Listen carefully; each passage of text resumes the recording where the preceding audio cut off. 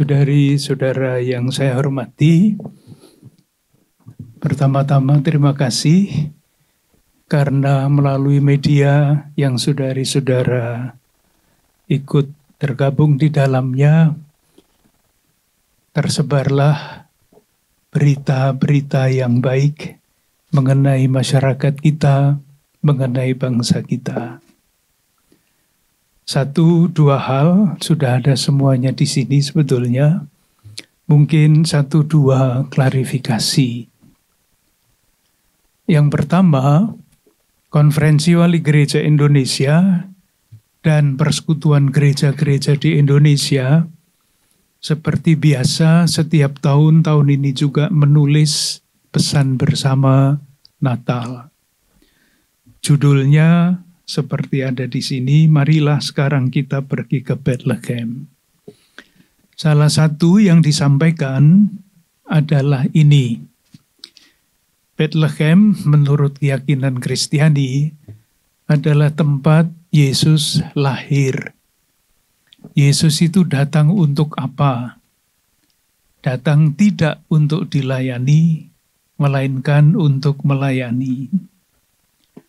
Harapan dari pesan Natal bersama itu adalah agar Indonesia, tanda petik, menjadi Bethlehem zaman sekarang, yaitu tempat lahirnya pemimpin-pemimpin yang tidak ingin dilayani, tetapi sungguh-sungguh ingin melayani seluruh bangsa kita. Dengan demikian diharapkan cita-cita kemerdekaan menjadi kenyataan yang semakin jelas dari hari ke hari. Seperti apapun keadaannya sekarang, itulah salah satu harapan yang pantas kita rawat dan perjuangkan. Tempat lahirnya para pemimpin yang tidak ingin dilayani, melainkan untuk melayani. Yang kedua adalah bagaimana kami, umat Keuskupan Agung Jakarta, berusaha memahami tema nasional itu. Mungkin agak sulit untuk ditangkap, tetapi saya mencoba menjelaskannya. Ajakannya adalah marilah kita pergi ke Bethlehem sekarang. Sekarang itu ya sekarang ini. Bethlehem tentu saja adalah simbolik. Nah, para gembala yang diceritakan di dalam kitab suci itu pergi ke Bethlehem, berjumpa dengan Yesus yang lahir, dan pulang sambil memuji dan memuliakan Allah. Nah, ini tentu tafsirannya macam-macam, seperti halnya setiap ayat kitab suci, itu bisa ditafsirkan, asal tafsirannya baik pasti itu benar. Kita bisa membayangkan gembala-gembala itu pulang sambil memuji dan memuliakan Allah. Itu artinya apa? Secara harafiah yang paling sederhana ya mereka bernyanyi, mereka bergirang, mereka berjingkrak-jingkrak. Itu memuji dan memuliakan Allah. Tetapi rasa-rasanya ada sesuatu yang jauh lebih dalam daripada sekedar yang lahiriah itu. Saya merumuskannya begini. Dalam perjumpaan dengan Yesus yang lahir, para gembala itu sampai pada keyakinan, menemukan dan menyadari bahwa hidup mereka itu, atau mereka itu diciptakan untuk memuji dan memuliakan Allah. Ini bagi kami sangat penting di Keuskupan Agung Jakarta. Jati diri seseorang yang paling dasar. Di tengah-tengah usaha untuk terus mengubah jati diri manusia itu. Maksud saya begini, di zaman kita sekarang ini banyak orang bangga, merasa bahwa kehormatan dirinya itu terletak pada pangkatnya, terletak pada kekuasaannya, terletak pada segala macam hal yang lahiriah. Mengingkari, mencederai jati diri dasar manusia yang diciptakan untuk memuji dan memuliakan Allah. Kalau yang dikejar pangkat, itulah kebanggaannya, itulah jati dirinya. Kalau yang dikejar itu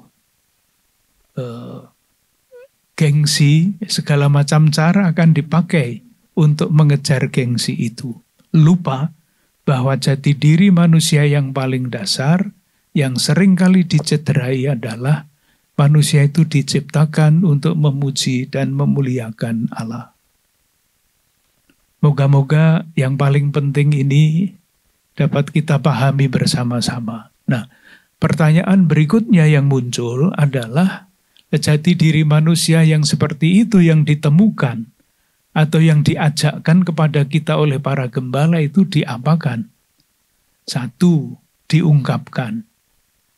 Masing-masing agama mempunyai ungkapannya sendiri untuk mengungkapkan kesadaran itu. Tetapi itu tidak cukup. Jati diri manusia atau kesadaran diri manusia bahwa dia diciptakan untuk memuji dan memuliakan Tuhan, itu mesti diwujudkan.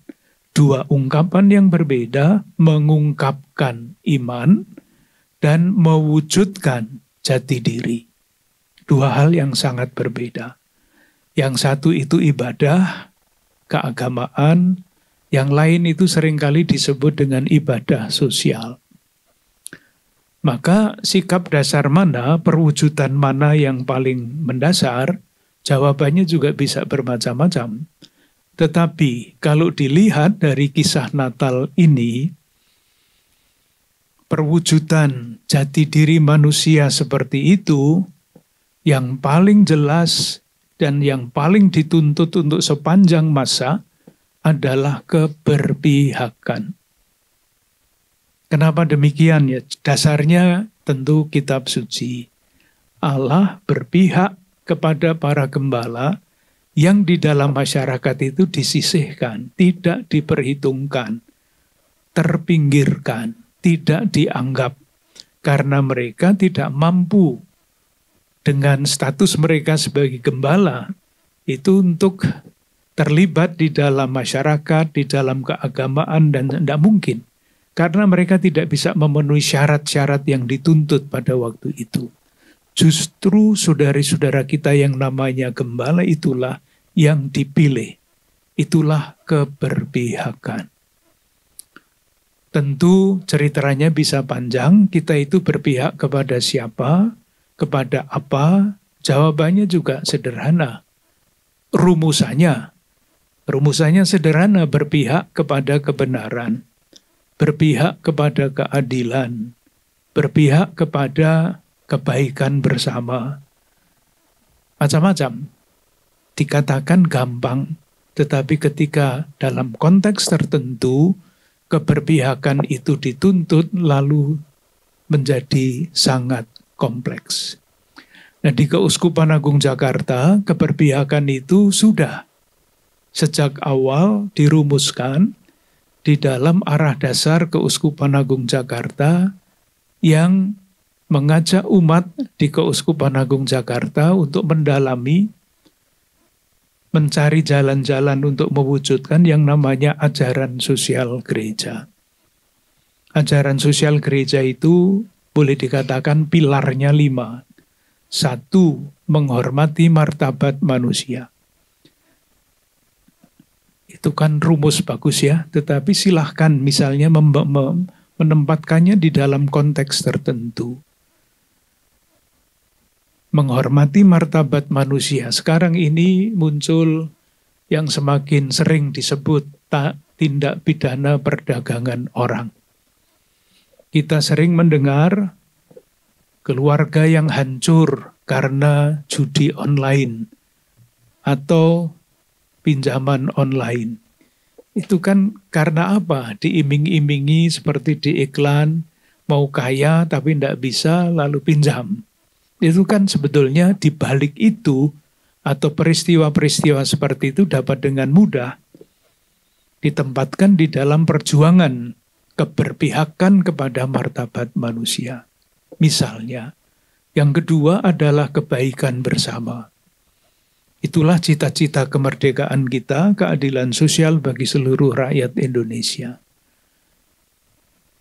Kita bisa mengecek situasi masyarakat kita, negara kita, apakah benar ini kebaikan bersama, keadilan sosial bagi seluruh rakyat Indonesia. Ketika lembaga-lembaga yang semestinya memperjuangkan kebaikan bersama, orang-orangnya tidak, tentu tidak semua terlibat di dalam korupsi, terlibat di dalam suap, dan sebagainya. Solidaritas, kesetiakawanan itu nilai yang ketiga. Apakah betul kita itu merawat dan mengembangkan watak kesetiakawanan? Kalau saya ambil saja contoh yang selalu saya sampaikan kepada umat, angka tengkes itu susah sekali dikurangi. Sementara sampah makanan yang dibuang itu semakin semakin tahun semakin tinggi. Apakah itu namanya solider? Yang keempat, keberpihakan khusus memberi perhatian kepada saudari-saudara kita yang kurang beruntung. Solidernya seperti apapun, usahanya sebanyak apapun, tetap saja ada saudari-saudara kita yang kurang beruntung. Tidak punya KTP, tidak punya kartu nikah, anak-anaknya tidak bisa sekolah, dan sebagainya. Belum lagi kalau kita melihat saudari-saudara kita yang berada jauh di pinggir-pinggir negeri kita. Dan nilai yang kelima adalah keutuhan ciptaan. Perubahan iklim, misalnya. Perubahan iklim yang akibatnya panen juga gagal, tidak tahu lagi ini musim apa, dan sebagainya. Tentu Anda semua sebagai wartawan jauh lebih tahu daripada saya mengenai situasi seperti itu.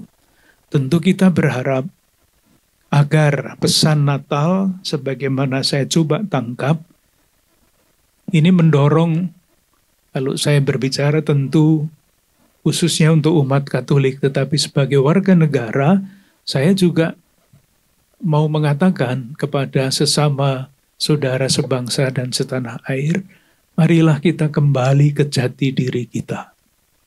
Kita diciptakan nanti dengan fungsi apapun, dengan peran apapun yang berbeda-beda. Tetapi semuanya adalah demi untuk memuji dan memuliakan Tuhan. Kalau itu semakin disadari, saya yakin kegaduhan-kegaduhan itu juga akan semakin berkurang. Tetapi ketika kegaduhan-kegaduhan itu, ketika itu dimulai dicederai, dengan sendirinya kegaduhan itu akan semakin bertambah. Jadi itu saudara-saudara yang terkasih, penafsiran kami di Keuskupan Agung Jakarta, kembali ke jati diri manusia, dan itu berarti berpihak. Seperti Allah berpihak kepada saudari-saudara kita yang kurang beruntung. Untuk sementara itu saja dulu. Mungkin tidak sama dengan yang ada tertulis di situ, tetapi itulah yang saya yakini sebagai pesan Natal khususnya untuk umat Keuskupan Agung Jakarta. Terima kasih. Terima kasih Bapak Kardinal Ignatius Suharyo. Saya buka langsung untuk pertanyaan. Tadi sudah ada dari Kompas, 1, 2, dari yang ketiga ada? Baik, kita langsung dari Kompas, silakan nama dan ya Kompasnya, Kompas apa? Selamat pagi, selamat Natal untuk Bapak Uskup Romo Hani sama Romo Samuel dan teman-teman jurnalis yang merayakan. Saya Fajri dari Harian Kompas. Di siaran pers saya garis bawahi satu kalimat Bapak Uskup soal gereja terpanggil untuk memperkuat gerakan anti korupsi. Kita tahu 2 hari belakangan kata korupsi ini sangat kencang dibahas di publik, terutama ada sekjen sebuah partai yang tertangkap. Pertanyaannya adalah bagaimana upaya gereja untuk terus menggaungkan gerakan anti korupsi ini menjadi lebih kencang, menjadi lebih efektif dan bisa terlihat hasilnya. Karena kan korupsi itu belakangan di bangsa Indonesia kita, Bapak Uskup, bukannya berkurang tapi semakin parah. Terima kasih.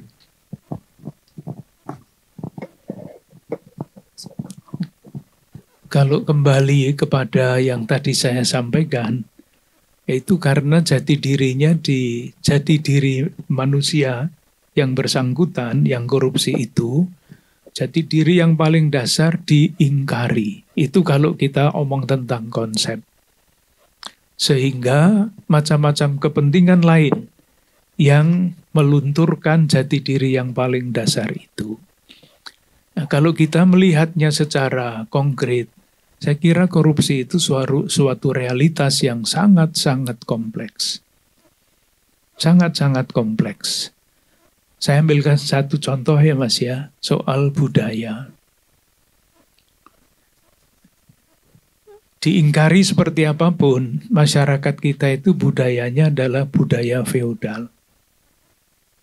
Tidak bisa disangkal.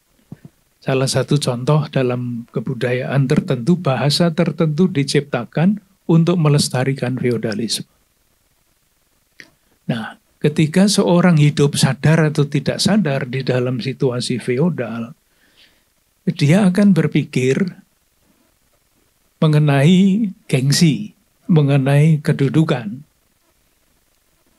Di dalam masyarakat feodal, yang paling dicari-cari adalah kedudukan. Status itu, status sosial, gengsi, dan sebagainya. Nah, kalau sudah orientasi hidupnya seperti itu tanpa disadari, maka segala macam cara mau dicari untuk mencapai yang dicari itu, entah itu kekuasaan, entah itu namanya gengsi, dan itu semua butuh uang. Jadilah korupsi. Satu. Yang kedua tentu saja adalah sistem tata kelola negara ini. Kita semua mendengar akhir-akhir ini kok korupsi itu malah dijadikan alat ya. Untuk membunuh dalam tanda petik ya. Untuk mematikan orang, untuk menjegal orang. Korupsi dibiarkan supaya nanti pada waktunya bisa digunakan untuk kepentingan tertentu. Nah, itu kan politik yang busuk sebetulnya. Dan segala macam cara. Nah, kalau ditanyakan gereja itu berbuat apa, tentu gereja itu kompleks Mas ya. Gereja itu bukan hierarki, gereja itu adalah umat. Maka harapannya tentu saja adalah kalau ditanyakan tentang gereja, salah satu selain suara moral yang ditulis oleh para penulis di koran, disampaikan di dalam wawancara di televisi, gereja sendiri tidak berarti bebas dari keadaan seperti itu. Maka yang diusahakan oleh gereja, yang saya tahu di Keuskupan Agung Jakarta adalah membuat lembaga gereja itu transparan. Sehingga dapat dipercaya. Tidak mudah.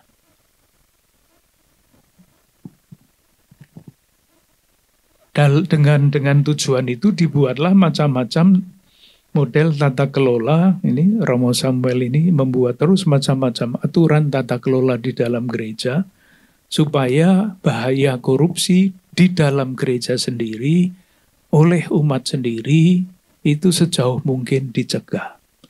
Harapannya tentu saja harapan itu tidak selalu kesampaian Mas ya. Gereja sungguh menjadi lembaga yang terpercaya. Menjadi komunitas kontras itu istilahnya. Ketika di masyarakat tersebar kecenderungan untuk korupsi, menggunakan jabatan untuk macam-macam kepentingan, di dalam gereja hal seperti itu jangan pernah terjadi. Sehingga gereja bisa menjadi itu tadi komunitas kontras. Di gereja jangan sampai terjadi korupsi. Tetapi sekali lagi Mas, segala macam hal ada di balik korupsi itu. Korupsi adalah suatu realitas yang amat sangat kompleks. Baik, sekarang pertanyaan kedua silakan Mas. Selamat Natal untuk Bapak Uskup dan Bapak Romo.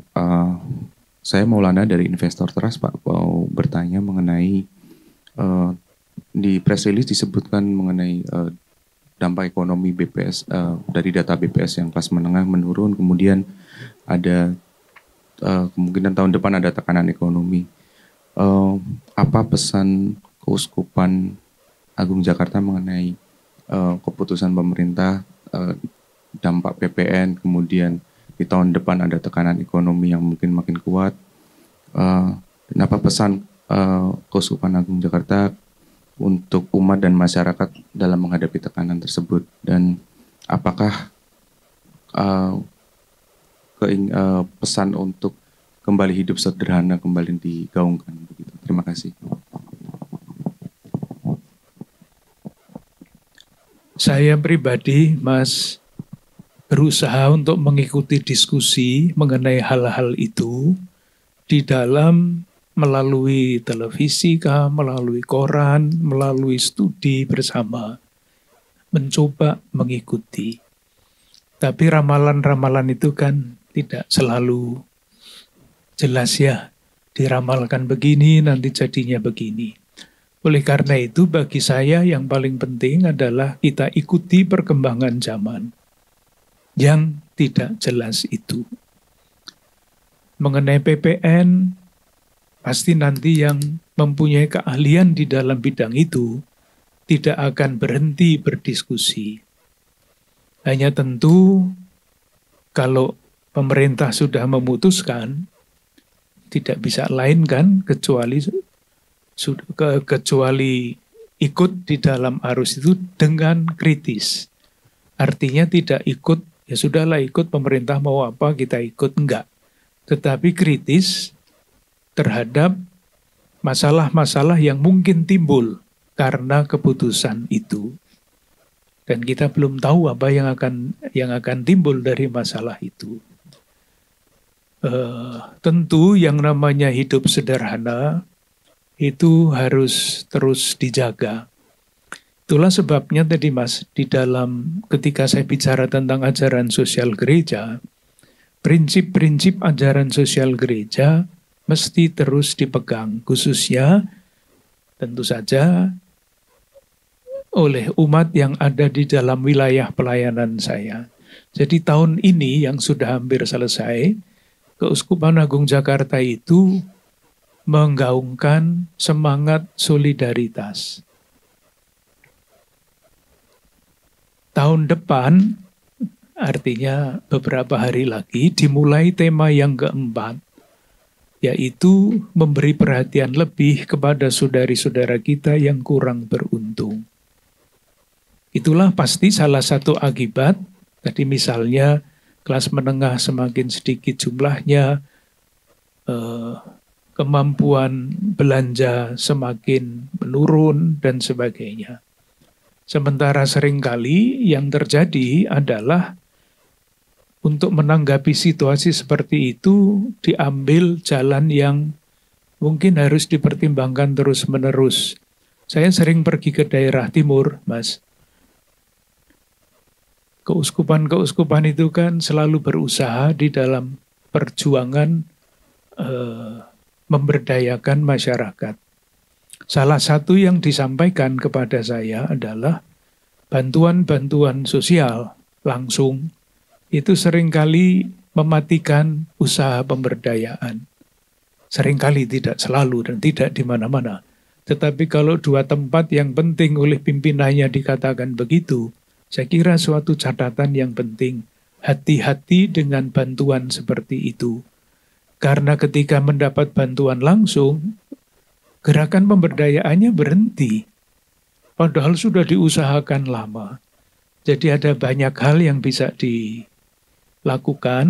dengan hati-hati supaya jalan yang ditempuh tidak justru membuat kesulitan lebih banyak.